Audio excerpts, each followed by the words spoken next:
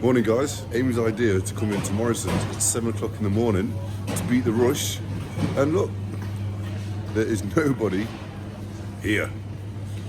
7 o'clock in the morning. Are you happy about that, Amy? Yeah, she's looking amazing. Look, me, looks like I've literally just got out of bed. Well, I've just got out of bed, but I'm knackered. Are you happy about that? Phase one of the Christmas shop done. Now I've got to find somewhere to put it all in this tiny, tiny kitchen. Yeah, so no doubt I'll be going to the shop another 30, 40, 50 times. Okay, maybe not 40, 50, but another 10 times, because you know how it goes. We need this, we need that. Now I've got to find somewhere to put it all. I need to fix that drawer. I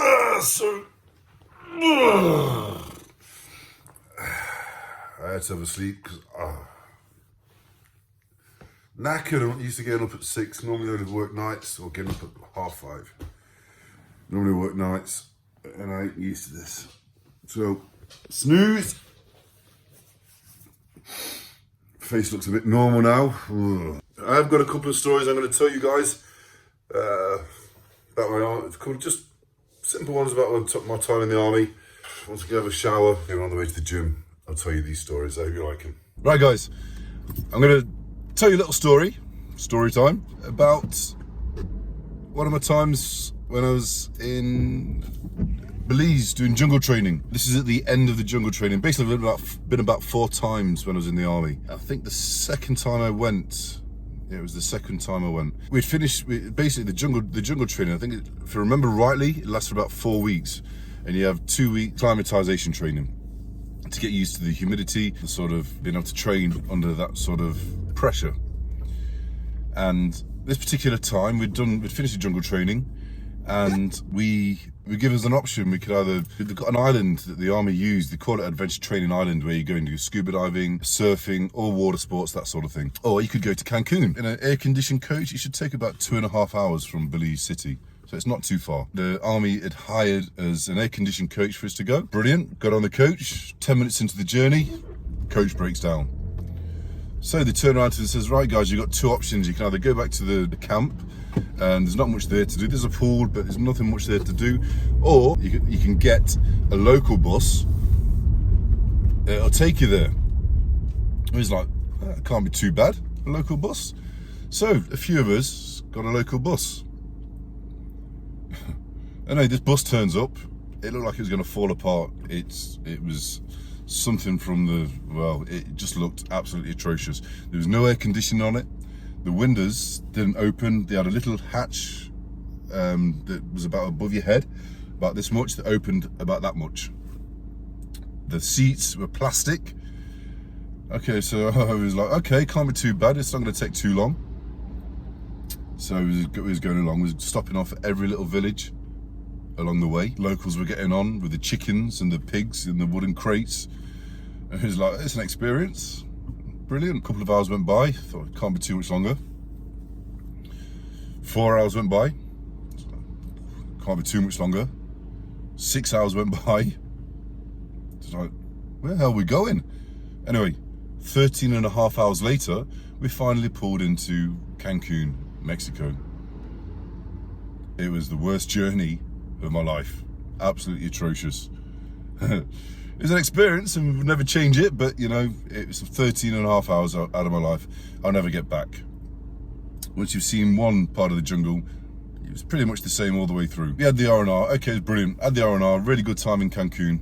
Got back to the camp, and we got back 2 days before. We had to come back about 2 days before we was about to leave, so that they could account for everybody, all the kit, so everything's in good order, ready to go. The day after we got back, so we was going to travel the next day, was when, which is a bit of a sad time, especially for the people in America, September the 11th happened. And not sure if you guys remember, America closed down all flights into and out of and around America, so you couldn't get out. So we were stuck there for another 3 weeks. So we went to Adventure Training Island. We did all various water sports, and it was really good. But obviously, at the back of our minds, we was aware of the tragedy that had happened in America. When the time came for us to finally go, On the journey home, we had to actually stop off at Washington Airport because there was something wrong with the plane, so we had to make a bit of a detour. Flew into Washington Airport. It was all fully kitted up. We had our uniforms on, and we had to travel from one part of the airport to the other to change planes. So we got into the arrival lounge, and as we left the arrival lounge and walked through, literally every single person in the airport just stopped, turned to us and clapped us through. It was an amazing feeling. We couldn't understand why. I mean, afterwards, on reflection, we thought that maybe they thought that we'd come to help them, or they were just showing us respect because we was military. Either way, it was something that I'll never ever forget, that feeling of being so proud of being in the forces, and literally from one end of the airport to the other, stopped, turned to us and literally stood to the feet and clapped us through. Absolutely respect the way the Americans treat their military. Absolutely unbelievable. That's just one story about my time in the army. I reached out to a couple of my friends because my memory's not too good. I reached out to a couple of guys to say, look, have you got any photos? Just to sort of jog my memory, and hopefully they're going to come back to me with some stories that I can share with you guys. There is a lot, but we'll see. So guys, just at the gym now, and there's something I've not told you guys yet. I had a phone call last week from, basically, I'll tell you the full story.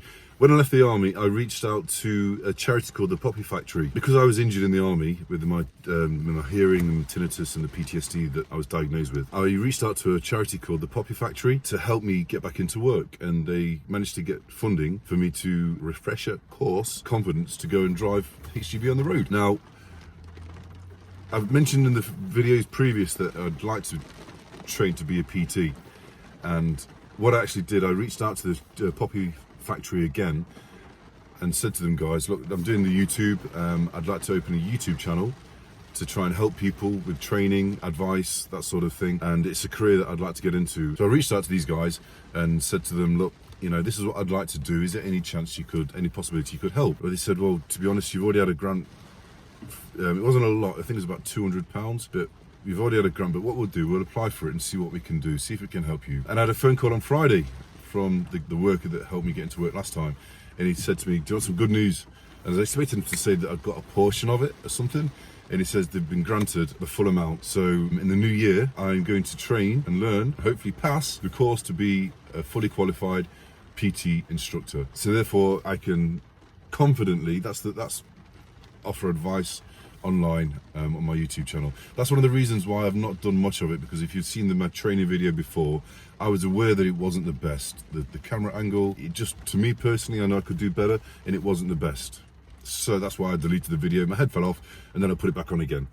But now I'm going to train to be a fully qualified PT, and I'll have that piece of paper that said, and I can give you advice in depth if you need it about training. That's what I'd like to do, try and help people. Just got back from the gym, and on the way home, I was thinking about stories and like things that happened to me when I was in the army that you might be interested in. And there was one little thing. I was on leave when we was based in Northern Ireland, and one of my friends, a guy called John Parkin, invited me down to Mansfield, where he lives, for a night out. And that was on the Saturday. On the Sunday, we went out to his local working man's club. I'm not really one for working man's clubs and all that sort of thing, but you know, it is what it is, and it was actually okay. Got there though, and it was like an old school hall. It was massive, just like white walls, high ceilings, really bright. But there's about 250 drinkers in this working man's club. And at the back of the hall, there was like a stage. And they had like an open mic thing going on at the time, and people were doing various things and like singing and like sort of like the young lad coming on with the guitar. I can't really play very well, and nobody's taking much notice. After a few pints, I thought, oh no, I'll get up there. One thing I've not told you guys, and I ain't going to do it, so don't ask me, is because I've got such a deep voice, I sort of like can sing bragger and reggae music. I'm tone deaf, so it might not be very good. But one of them, what I can do is Shaggy. And I ain't doing it, so don't ask me. And I don't know why I thought it was a good idea to get on stage, sing Shaggy. And yeah, you can imagine how that went. It went completely silent. And the guys just sort of like stopped what they're doing and just sort of like turned and looked at me. So I've got all these eyes looking at me, and you can see they're thinking, what the is this guy doing? And I just looked above him and I thought, don't, just carry on, carry on. And at the very end, just complete silence. Complete silence. And I almost like looked down at the floor, give the microphone to the guy and sort of like walked off in shame. But you know what, I've never been scared to like sing karaoke and put myself out there, and you know, just I can laugh at myself. I'm not really, don't take myself too serious. But yeah, that's just a little story about my time, one of my times in the army. But guys, I've got a few things to do now for Christmas, so I'm going to leave it there. I hope you enjoyed today's vlog. Just want to thank everyone who subscribed. You know, all the love and support you guys have given, it means a hell of a lot. I really, really appreciate it. And if I don't see you before, I'll try and get another one in before Christmas, but I might do one tomorrow because I've got to go into Manchester. So if I can get that done, I'll get that on tomorrow night. But if I don't see you before, have an absolute fantastic Christmas. And I hope you all get what you want and you have a really good day.